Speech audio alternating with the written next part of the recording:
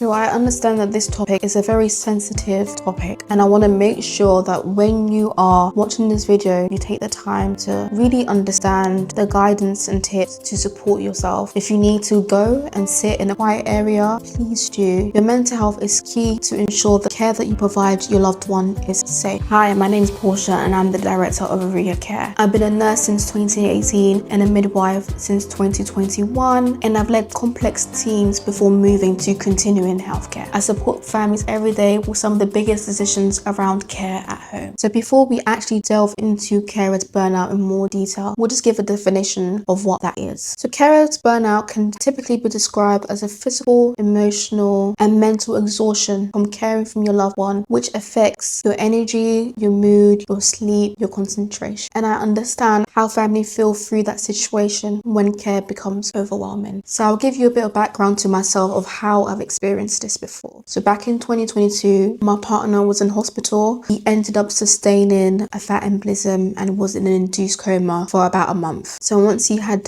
recovered miraculously, he now needed physio input. So he had to learn how to walk, how to talk, and how to get back to the way he was pre the incident. And I felt like I had to be there every single moment when he woke up, when he slept. I had to be available to take him through all his appointments. I had to be available to give him that emotional support when he needed. And it was for about a good year or two consistently of that. I kept showing up. I kept supporting him. I kept putting him first. I kept, neglecting my own self, and it got to a point where it became so overwhelming. I just ended up breaking down because I just didn't know who I was anymore. And I felt that if I then started taking care of myself, that I was selfish, that I wasn't considerate, that he needed all the support, so I then didn't matter. And the stress would reflect me not sleeping, not eating, not going out, because I felt so guilty because before the incident, we had lived a normal life as a couple, and now post-incident, he's learning to walk. Who was I then to go out to eat with my friend? Who was I to then go out and have a good time when he was going through the roughest time of his life? And I remember when people used to tell me I should take time for myself, I should make sure I looked after myself. I literally thought, you don't understand because you're not the one going through it. It makes you feel like the world is selfish because the world carries on going while you have a new life, a new change, a new environment. Maybe your loved one was active, was mobile, you got to laugh with them, you got to smile with them, and all of a sudden they don't seem like themselves anymore. It's like your world has flipped completely around. You don't know how to deal with it because you're just learning about it.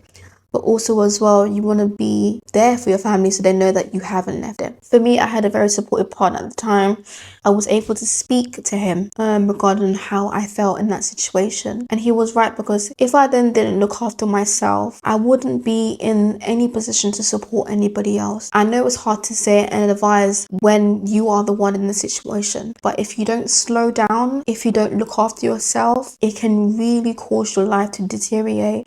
It can really cause you to get into a state of depression that will be so hard for you to actually pull yourself out from. I'm going to give you 4 simple steps that you can do to improve the feeling of being burnt out. Number 1, I would highly advise you to manage your time well. And what could that look like? It could look like having a diary to write down all your loved ones' appointments so you don't get overwhelmed with how many appointments they have. It could look like maybe organizing a blister pack to support medication management. It could look like pre-ordering or bulk ordering supplies. Also as well with timing, setting good boundaries with others. A lot of people won't understand the nature of your role and how intense it is. They might sympathize with you, but they don't understand that organization and time management is key to ensure everything is done at a correct time. Another advice that I would give is learn how to say no. And I know it can feel so hard to do that. It can feel so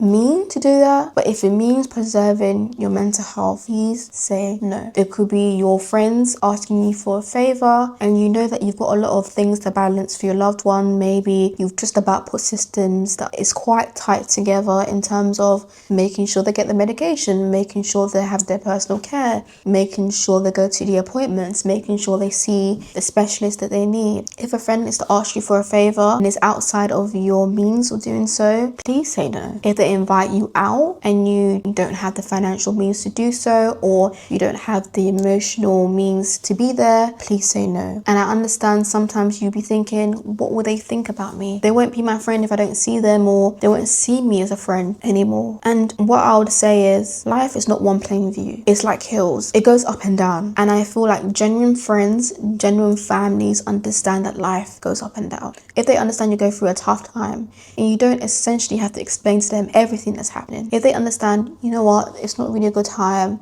I just need to take a bit of time for myself, or I'm just helping my loved one at the moment. If they are your true supporters, your true pillars that help you, they would understand. Another thing I would recommend is implementing physical exercise within your daily routine. It doesn't necessarily mean to go to the gym every day. Maybe you have somebody that can support you maybe half an hour, 10 minutes, 15 minutes for your loved one while you take a bit of a break. It could be a walk down the local park. It could be going to your favorite shop, walking. The feeling of having that fresh air, having that change of environment releases good chemicals. You'll feel good. You'll be in the right state of mind to care for your loved one. Another step I would recommend is having time to unwind. Maybe you don't have the support to go for an exercise. You don't have support to, fully take a very long time out for yourself. Having small little things to unwind is essential. Maybe it's having your favorite snack. It could be taking the time to read or watch your favorite movies.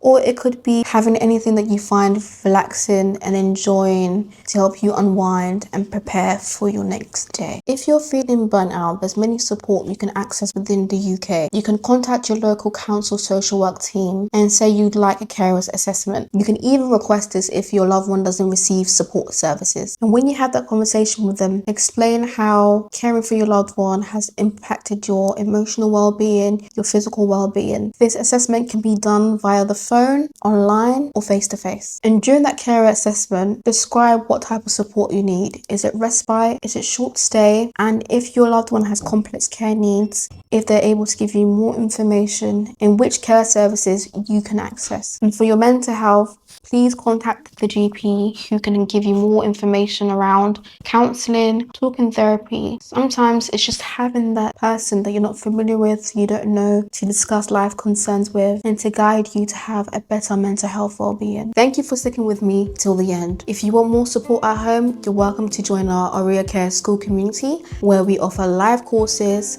workshops. You can also download our digital nurse-led tools. And if your loved one needs hands-on support, Homecare provides nurse-led home care.